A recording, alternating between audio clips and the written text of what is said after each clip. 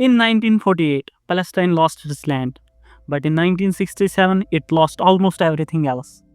This was a year of Six-Day War, and it changed the entire map of the Middle East. Israel didn't just defend itself, it expanded, it invaded, and it occupied. And it is still holding that land till this very day. So what really happened in 1967? Let us break that down.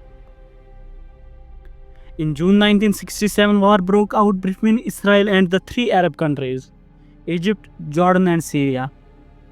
It lasted only 6 days, but in those 6 days Israel captured the West Bank from Jordan, East Jerusalem including Al-Aqsa, the Gaza Strip from Egypt, the Sinai Peninsula which they later returned to Egypt, and the Golan Heights from Syria.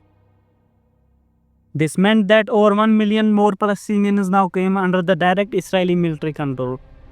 Checkpoints, curfews and ID cards all started from here. This was the start of full occupation. So how did Israel win this so fast? Because they did a preemptive airstrike. It was a surprise airstrike. They destroyed Egypt's air force while the planes were still on the ground.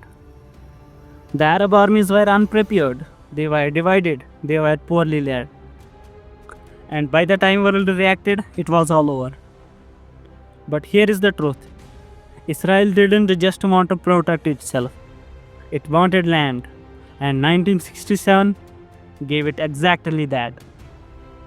So after the war, the United Nations passed a resolution 242, telling Israel to withdraw from the lands it occupied. But guess what happened? Israel never did. Instead, they started building settlements, Jewish-only towns in the Palestinian territories. These were illegal under the international law.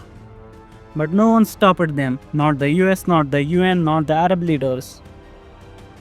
And from then on, the world started using the word disputed instead of occupied. The language which was changed to hide the truth. Palestinians in the West Bank and Gaza became prisoners in their own lands. They couldn't travel freely. They needed permits to move, to work, even to visit their own families. Israel said this was for security, but it was loud clear. This was about control. Controlling land, controlling border, controlling roads and the life. Every part of the daily Palestinian life was now in control by an army. Meanwhile, the eastern Jerusalem, the heart of Palestinian culture and religion, it was taken over.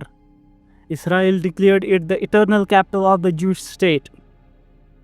They started removing Palestinians from the neighborhood. They took their homes, their land, their rights. They even changed the name of the streets to erase the Arab identity.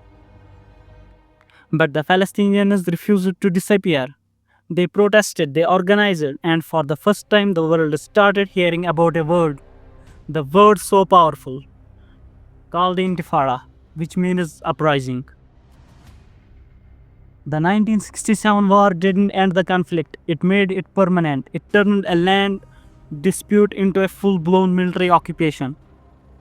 And it created a system where two peoples live on the same land, but under two different laws.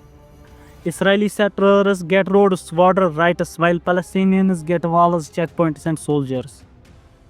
Even former US President Jimmy Carter once said, Israel has created an apartheid system which is worse than that of South Africa. The Six-Day War may have lasted only 1 week, but the consequences, they have lasted over 50 years. And the occupation, it hasn't still ended.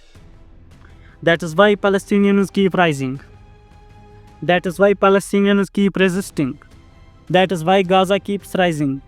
And that is why world must keep watching. In part 4, we will cover the first Intifada, when the children of Palestine took the stones against the tanks, and the world finally saw what was really happening in there.